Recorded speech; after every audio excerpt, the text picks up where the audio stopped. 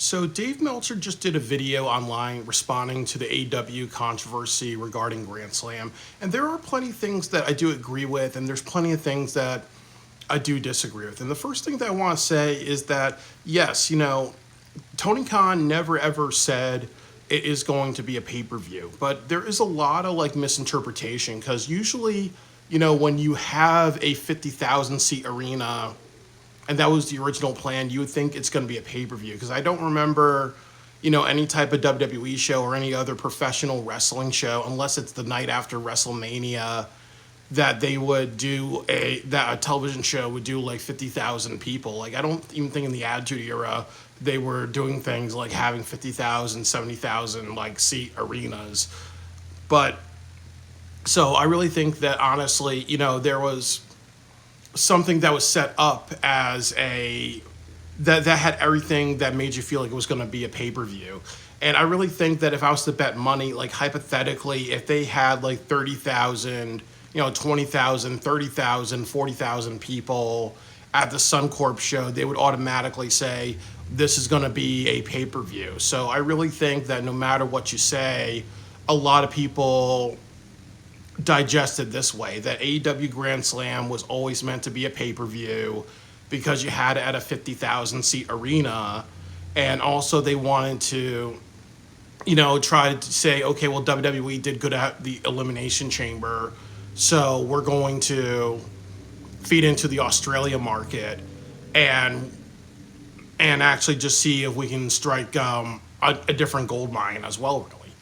So I really think that anybody who says that it was never meant to be a pay-per-view because Tony Khan said so, I do think that, yes, that's true verbatim, but it was always meant to be. If you kind of look at the subtext, of why would a person book a 50,000 seat arena, and then also too, AEW has never booked a large like 50,000 seat arena ever outside of Wembley Stadium, so it makes a lot of sense that this was meant to be a pay-per-view.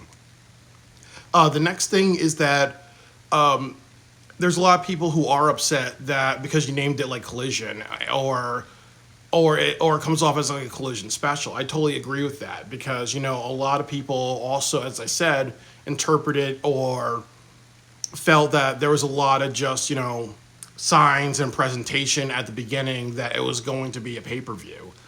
So, obviously, when you turn into a Collision or you turn into like a 2-hour extravaganza, people are going to say, okay, well, that's the length of your television show. So obviously, they feel ripped off, really. You go from something in a super big stadium that really is advertised in every single way a pay-per-view is advertised, and now it really feels like they're going back on it, so obviously naming it Collision also or selling it as a television special makes people feel very, very duped. Like I'm going to AEW Dynasty and it's on like Sunday, I believe, so hypothetically, if it was on a Saturday, I wouldn't be happy if it was like, okay, I'm going down to Philadelphia, but now the Dynasty show's actually going to be a 2-hour special and they're going to have like, a few main event matches, even though like, because Dynasty's always been set up really. So if I was paying money into that, I would not be happy at all.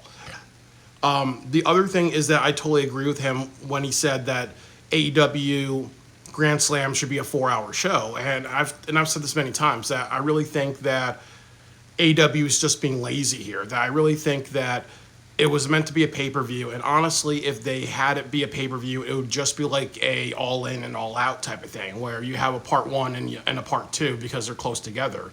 So because it's not selling that well, this is ultimately like maybe a pay-per-view version of Battle of the Belts, except in 2 hours, really.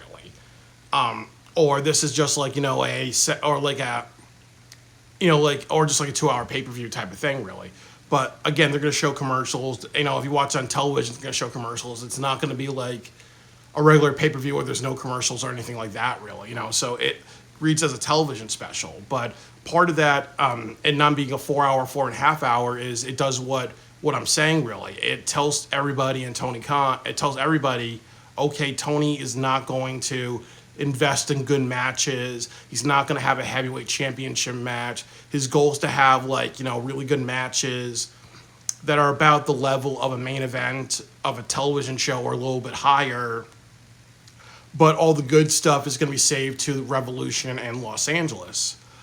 So you know that other people are going to get a little bit better because they know that they're selling well at the Crypto.com arena.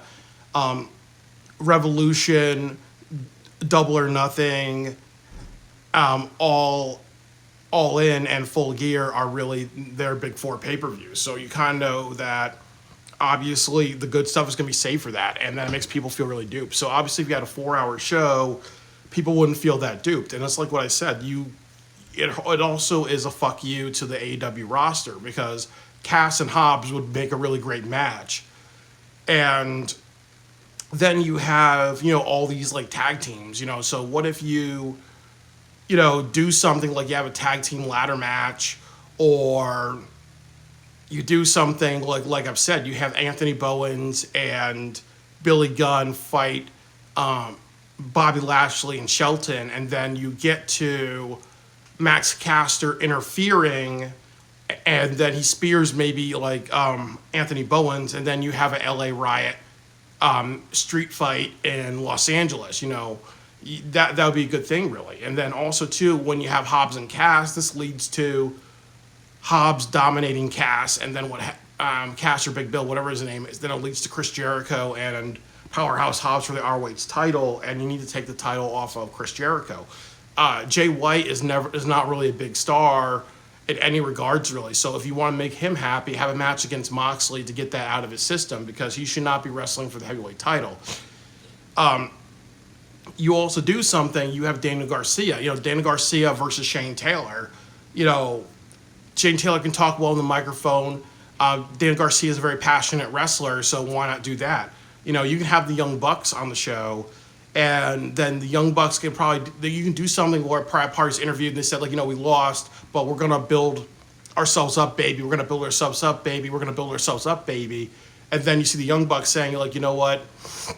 We're going to do a 2 out of 3 falls type of match or something like that to build your confidence. Then you have the Young Bucks on the card.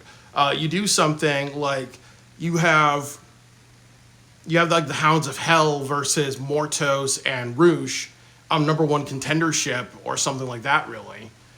You have MJF versus Jeff Jarrett, and then you have maybe at the end of it, Adam Page, picks a fight, and then you go into AEW Revolution with Adam Page and MJF. Or you have Undisputed Kingdom versus the Death Riders for the Trios Championship.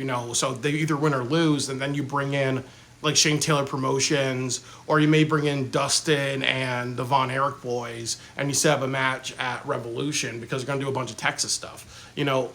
It's not that hard to do a fucking part 1 and a fucking part 2, but that's not what they're going to fucking do. They're going to just make this a glorified, Collision Dynamite show and sell it as that, really, because it's easier for them to say, okay, we're going to get a bunch of bad press. We're used to bad press. We're not going to knock people's socks off.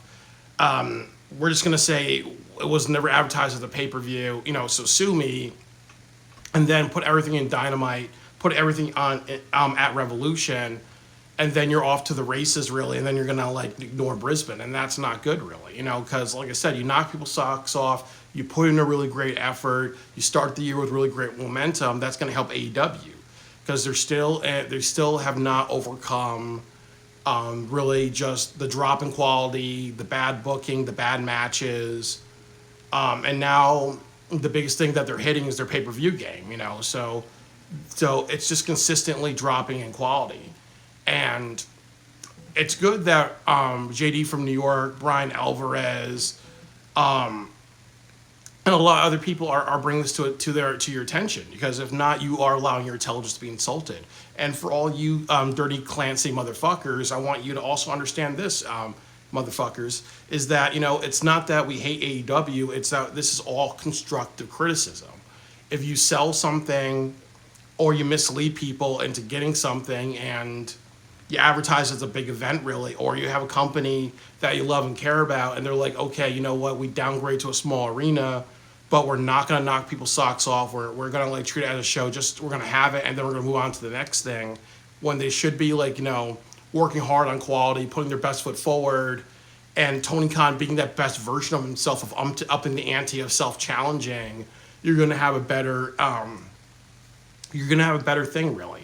So it's just unfortunate, It's like, as I said, it's very evidential. Tony doesn't care. This is just ultimately we're gonna fuck off in Brisbane. He's gonna lose money, and then they're gonna move on to Revolution like nothing happened, really. And that's not what he should do. He should do, really. But with Brian Alvarez and Dave Meltzer, I really agree with a lot of things that he's saying. That definitely it's not advertised that well. It's not communicated that well, and they should be upping the quality on this. And then the last thing that I will say really quickly is the other problem is that, pardon me, I had to get to make sure my brother isn't home because he'll just be running upstairs and fuck up this video. But the thing about this is nobody knows when the show is going to air because it sits after the NBA playoffs. So what does that mean? Does that mean it's going to be NBA playoffs? Is that going to end at 10 at night, 10:30 at night? Is it going to end at midnight? Are there people like me who have to get up bright and early Sunday morning and work out on my job, and then I can't watch the show? Then I have to watch on HBO Max on a Monday, and maybe I can never watch the show because I have a family situation. So, I have a family situation, so my schedule's too busy. Or will I just be like, okay, I'm going to look at the results. I don't like the results. I'm not going to watch the show, or it's already ruined, really. So yeah, it's just a clusterfuck of a show, and they should have not gotten to that point. And as I've said, they've had a run of bad pay-per-views. So this is another bad pay-per-view. You had Wrestle Dream where people were mad at the end result, even though you took a creative risk. I'll give you that. Now you had Full Gear where Orange Cassidy, Mr. Comedy Kicks, Mr. Comedy Kicks, is at the end of the show, really. You had World's End, which was nothing more than an advertisement for AEW, the Revolution Day show, and then also for every person to hold their title because you want them to go into Wrestle Dynasty very strong. And now you have this show, which is ultimately something that a lot of people interpreted as a pay-per-view, and it was set up as a pay-per-view because why the fuck would you be having a 50,000 seat arena in another country, very, very reminiscent of Wembley Stadium, and now it's like a television show. And as I said, that the writing's on the wall is they're just going to do what they're going to do. They're going to deal with bad criticism. They're going to eat that shit sandwich with a couple of fart dressing on it, and then just let it go, get to Revolution, and be off to the races for the rest of the year, really. So it's not AEW living up to its best quality.